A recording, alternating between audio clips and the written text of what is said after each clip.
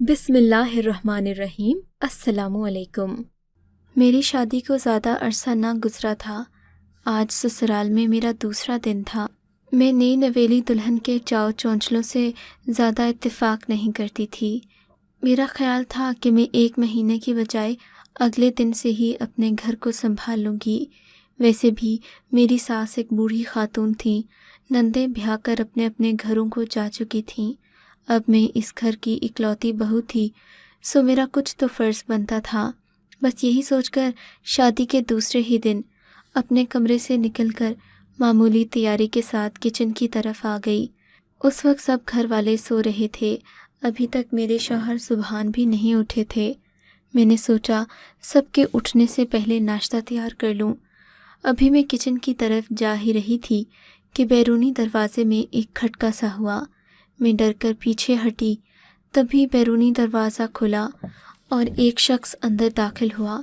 इसकी आंखें लाल सुर्ख थीं और हुलिया भी अजीब सा था। यूँ लग रहा था जैसे कोई मलंग हो जो गलती से इधर आ निकला हो। मैं उसे देखकर भागने ही लगी थी कि उसने आगे बढ़कर मुझे सलाम किया।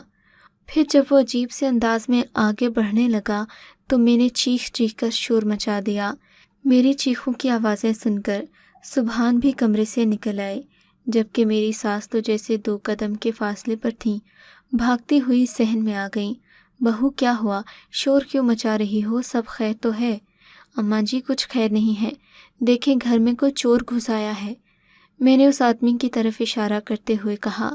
सास ने आगे बढ़कर उस लड़के के सर पर दिलासा दिया, माथे पर बोसा दिया और उसे सीने से लगाते हुए बोली, अरे बेटी, ये जाहिद है, मेरा छोटा बेटा। शायद तुमने इसे पहले देखा नहीं। बड़ा नेक है मेरा बच्चा। सारी सारी रात इबादत करता रहता है।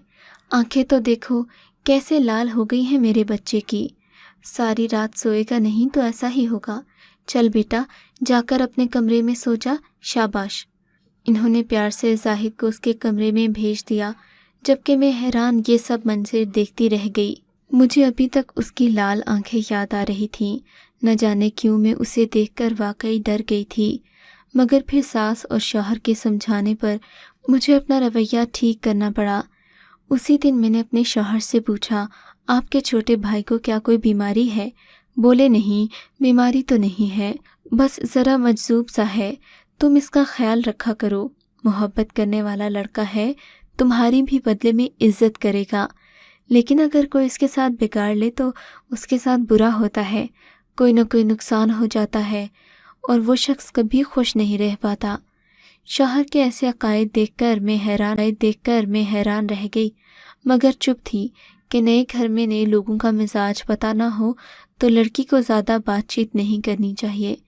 अब मैं खामोशी के साथ सुबह से शाम तक घर के काम करती, हर वक्त किसी न किसी काम में लगी रहती और सास के साथ आने वाली मेहमान ख़वातीन से भी मिलती। वो सब मेरी तारीफ़ें करती, जिस पर मेरी सास भी खुशी से फूले न समाती। सभी कहते थे कि सबीन की बहू बड़ी सुघड़ और फर्माबरदार है, खुदा सभी को ऐसी बहू दे। अब मेरी सास अम्मा ने रफ्ता रफ्ता मुझे घर के सारे कामों में लगाना शुरू कर दिया। यहाँ तक कि कपड़े धोने की बारी भी मेरी आ गई। सारे घर के कपड़े मशीन में डालती और उन्हें धो डालती। मेरे देवर सुबहान के कपड़ों पर अजीब सा मैल मिट्टी लगा होता, इसे धोने में मुझे और भी ज़्यादा देर लगती। बहरहाल मैं खामोशी से अपने घर को चलाने में मसरूफ़ थी। सर्दियों के दिन आ गए। हम लोग कपड़े डालने के लिए सहन की बजाय छत पर जाने लगे। छत पर कपड़े डालते, शाम तक वापस ले आते। एक दिन मैंने सुबह के वक्त कपड़े डाले, दिन को कामों में मसरूफ़ रही, शाम को कपड़े उतारना भूल गई, यहाँ तक कि रात हो गई। मगरिब के वक्त आसमान पर बादल छा गए, बारिश बरसने लगी तो मुझे एहसास हुआ कि मैंने तो छत पर कपड़े सुखाने के लिए डाले थे। जल्दी जल्दी सीढ़ियाँ चढ़ती ऊपर गई तो छत पर अजीब सी बदबू फैली हुई थी। मैंने जल्दी से तारों पर से कपड़े उतारना शुरू किए। सभी कपड़े जमा करके जब मैंने एक गठरी सी बना ली, तब वापस जाने के लिए मुड़ी ही थी कि अपने पीछे अपने देवर को खड़े देखा। वो खौफनाक लाल आंखों से मुझे घूर रहा था। उसे देखकर मुझे झुरझुरी सी आ गई। پہلے تو میں اس کے سامنے سے ہٹ جانے کا انتظار کرتی رہی، لیکن جب وہ نہ ہٹا تو مجھے کچھ غلط ہونے دستی اپنے سامنے سے ہٹانا چاہا، مگر وہ میرا راستہ روک کر کھڑا ہو گیا۔ میرا راستہ چھوڑو، یہ کیا کر رہے ہو تم؟ بھابھی ہوں میں تمہاری، شرم کرو، میں نے اسے ڈانٹتے ہوئے کہا، مگر وہ ڈھٹائی سے میرے سامنے بت بنا کھڑا رہا۔ خدا کا شکر کہ اسی وقت میری ساس کی آواز آئی۔ دیور اپنی ماں کی آواز سن کر فوراً میرے سامنے سے ہٹ گیا۔ میں تو پھولی سانسوں کے ساتھ جلدی جلدی نیچے بھاگی، اپنے کمرے میں آ کر سانس لیا، دیکھا تو سبحان آفس سے آ چکے تھے۔ آج آپ اتنی دیر سے کیوں آئے ہیں؟ میں نے اپنی گھبراہٹ پر قابو کرتے ہوئے کہا، مگر سبحان نے بھی محسوس کر لیا کہ میں ڈر گئی ہوں۔ تم اتنی گھبرائی ہوئی کیوں ہو؟ سب ٹھیک تو ہے؟ انہوں نے پوچھا۔ جی سب ٹھیک ہے، وہ بس بتاؤ مجھے کیا ہوا ہے؟ وہ فکر میں پڑ گئے۔ میں چھت پر کپڑے اتارنے گئی تھی، جب واپس مڑی تو پیچھے آپ کا بھائی کھڑا تھا اور بس اس سے آگے ایک لفظ مت کہنا، سبحان نے غصے سے گرجتے ہوئے کہا۔ میں اپنے بھائی کو اچھی طرح سے جانتا ہوں، تم پڑھی لکھی لڑکیوں کے یہی تو لچھن ہوتے ہیں، سسرالی گھر والوں کو اپنی چالاکیوں سے گھر سے دربدر کر دیتی ہو اور پھر چاہتی ہو کہ اکیلی گھر پر راج کرو۔ سب جانتا ہوں میں، یہ ڈرنے گھبرانے کے ڈرامے کر کے تم مجھے میرے بھائی سے دور نہیں کر سکتی۔ وہ یہیں پر رہے گا، میں اسے کہیں نہیں بھیجوں گا۔ خدا نہ خواستہ میں نے کب کہا کہ آپ اسے کہیں اور بھیجیں؟ مجھے اب ان کی الزام تراشی پر غصہ آ رہا تھا۔ بس اب اس موضوع پر اور کوئی بات نہیں ہوگی۔ سبحان کے رویے سے صاف پتہ چل گیا تھا کہ وہ اپنے چھوٹے بھائی کے خلاف ایک لفظ بھی سننا گوارا نہیں کرتے۔ اس دن میں نے بھی سوچ لیا کہ مجھے اس گھر میں احتیاط سے چلنے کی ضرورت ہے، نہ ہی دیور کی آئندہ شکایت لگاؤں گی، نہ ہی اس سے برا رویہ رکھوں گی۔ یہ نہ ہو کہ وہ خواہ میری شکایت لگا دے اور پھر سبحان مجھ سے ناراض ہو جائیں۔ یہی سوچ کر میں نے سمجھوتا کر لیا۔ اب میری ساس مجھے جو بھی کہتی میں ان کا کہا مانتی۔ وہ اکثر جمعرات یا جمعے کو حلوہ بنواتی، کبھی گوشت پکواتی تو کبھی میٹھے کی کوئی اور قسم۔ اس دن بھی جمعرات کی شام میری ساس نے سوجی کا حلوہ تیار کیا اور مجھے کہنے لگیں، جاؤ جا کر اپنے دیور کو دے آؤ، وہ بھوکا بیٹھا ہوگا، بیچارہ کچھ کھانے کو بھی نہیں مانگتا۔ ساس کی اس بات پر میں نے ناگواری کا اظہار کیا۔ اماں جی، آپ کا بیٹا ہے، آپ ہی اسے جا کر دے آئیے، میرا تو ویسے اس سے پردہ کرنا بھی بنتا ہے۔ لو، کیا تم میرے بیٹے کو اس قدر گرے ہوئے کردار کا مالک سمجھتی ہو؟ میرا بیٹا ایسا نہیں ہے بہو کہ تم اس سے پردہ کرنے لگ جاؤ۔ خدا کا واسطہ ہے یہ ڈرامے اپنے گھر میں جا کر کرنا۔ میں ساس کی باتوں پر حیران رہ گئی تھی، حالانکہ میں شروع دن سے ہی اس بات کی قائل تھی کہ میں اپنے دیور کے کمرے میں نہ جاؤں، نہ میں اس سے کوئی فالتو بات کرتی تھی کہ مجھے اس کے سامنے جانے کا موقع ملے۔ مگر اس دن اماں جی نے ہنگامہ کھڑا کر دیا، جاؤ بہو، میرے بیٹے کو جا کر حلوہ دے آؤ، جب تک تم اپنے دل سے اس کی نفرت نہیں نکالو گی میرے دل میں جگہ نہیں بنا پاؤ گی۔ میں اپنی ہی تقدیر پر ہنسنے لگی۔ کیا اب میرا کام سب گھر والوں کے دلوں میں جگہ بنانا رہ گیا تھا؟ کیا میری اپنی کوئی جگہ نہ تھی؟ یہ سوچ کر میری آنکھوں میں آنسو آ گئے۔ والدین کے گھر تھی تو کسی کے دل میں جگہ بنانے کی ضرورت نہیں تھی، یہاں آ کر ہر ایک کی خوشامد کرنا پڑ رہی تھی۔ بہرحال ساس کے ہاتھ سے حلوے کی پلیٹ لے کر میں زاہد کے کمرے میں چلی گئی۔ دروازے پر دستک دی تو اس نے کوئی جواب نہ دیا۔ کافی دیر کھڑی رہی، واپس کچن میں آئی تو ساس کے تیور بدلے ہوئے تھے۔ ادھر دو، منحوس ماری تو ساس کے تیور بدلے ہوئے تھے۔ ادھر دو، منحوس ماری، جانتی تھی میں، تمہاری وجہ سے اس نے اپنے کمرے کا دروازہ بند کر لیا۔ ساس غصے میں بکتی جھکتی کچن سے چلی گئیں۔ میں انہیں بس دیکھتی ہی رہ گئی۔ تھوڑی دیر کے بعد وہ واپس آئیں تو ان کے چہرے پر ہمدردی اور محبت کے تاثرات تھے۔ بیٹی، میری بات کا برا مت منانا، مگر میرا بیٹا بہت نیک ہے، اس کا تو نام ہی عبادت گزاروں والا ہے، یہ سارا دن عبادت کرتا ہے، اسی لیے اکثر فجر کے وقت اٹھ جاتا ہے، پھر سارا دن سویا رہتا ہے۔ دیکھو نا بیٹی، کچھ لوگوں کا مزاج مختلف ہوتا ہے، مجھے اچھا نہیں لگا کہ تم نے میرے اتنے نیک پرہیزگار بیٹے سے پردہ کرنے کا کہا، جبکہ میں اس کی نیت جانتی ہوں۔ میری ساس اب اپنے بیٹے کی بے جا حمایت پر اتر آئی تھیں۔ مگر میں جانتی تھی کہ میں جو کر رہی ہوں صحیح کر رہی ہوں۔ خیر اپنی ساس کا رویہ ٹھیک کرنے کی خاطر وہ جب بھی گھر آتا میں کھانے کا پوچھتی اور پانی وغیرہ مانگتا تو دے دیتی۔ رفتہ رفتہ میں اس کے ساتھ مانوس ہوتی چلی گئی۔ اب اس کی لال آنکھوں سے مجھے ڈر نہیں لگتا تھا، ویسے بھی اس کی حرکتیں بالکل بے ضرر سی تھیں۔ وہ مجھے کیا نقصان پہنچاتا اسے تو اپنا ہوش نہیں تھا۔ ایک دن میں اپنے گھر کے کاموں میں مصروف تھی۔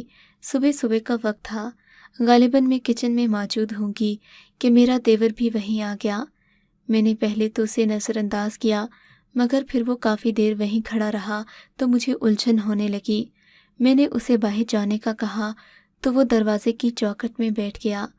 یا خدایا، اب کیا کروں؟ میں نے دل میں سوچا۔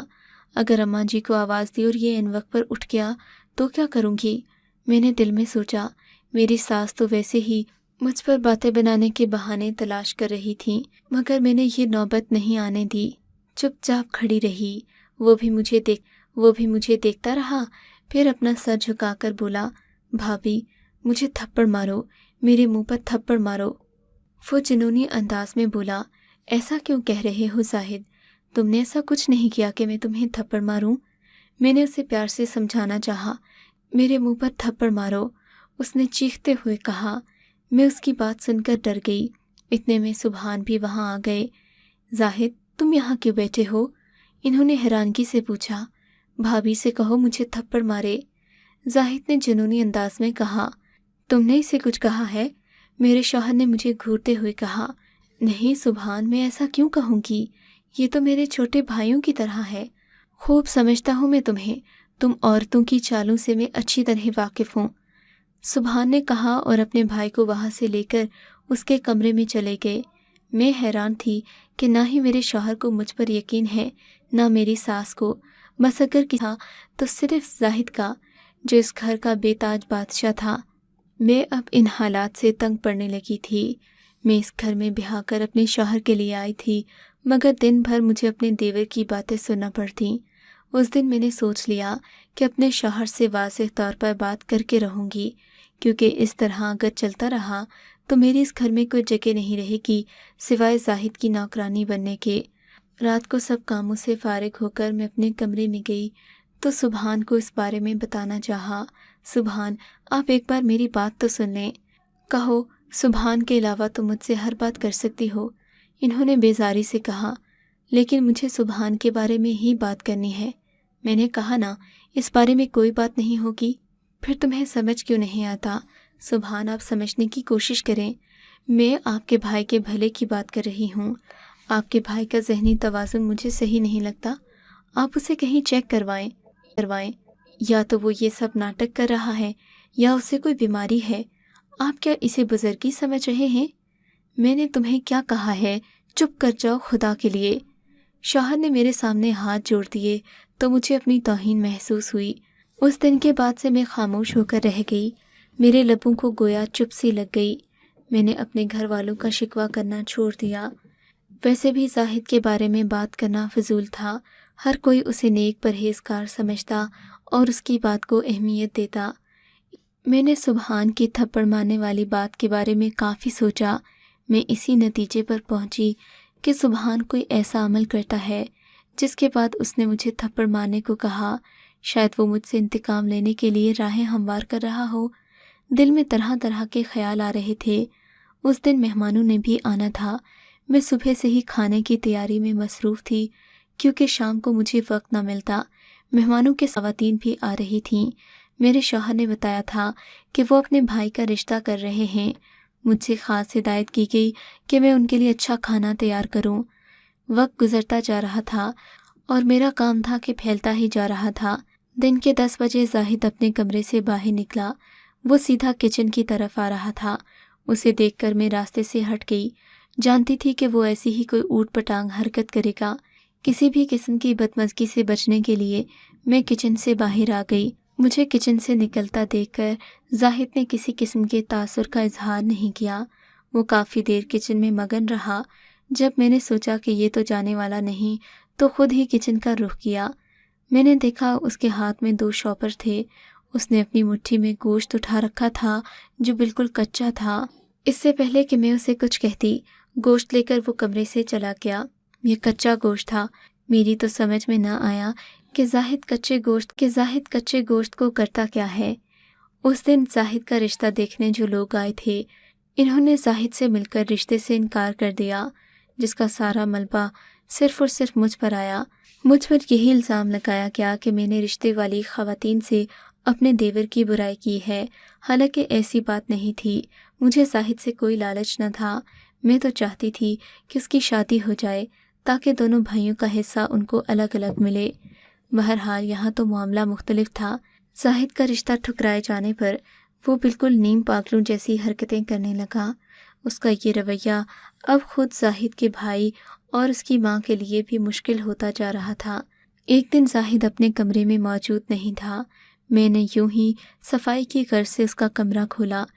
یہ دیکھ کر میری حیرت کی انتہا نہ رہی کہ وہاں سارا کچا گوشت دیواروں کے پاس پڑا ہوا تھا، جس پر بے شمار چونٹیاں رینگ رہی تھیں، جبکہ زاہد نے یہاں ان میں سے ایک بھی شے کھانے کے قابل نہیں تھی۔ سب باسی اور پرانی چیزیں تھیں جنہیں زاہد نے نہ جانے کب سے کمرے میں جمع کر رکھا تھا۔ ہم سب کو یہ دیکھ کر حیرت ہوئی۔ پھر جب میں نے اپنے شوہر کو اس معاملے کے بارے میں بتایا تو وہ بھی پریشان ہو گئے۔ بولے، زاہد کو نفسیاتی مسئلہ ہے، میں اسے ہسپتال میں داخل کرواؤں گا تاکہ اس کا مکمل علاج ہو سکے۔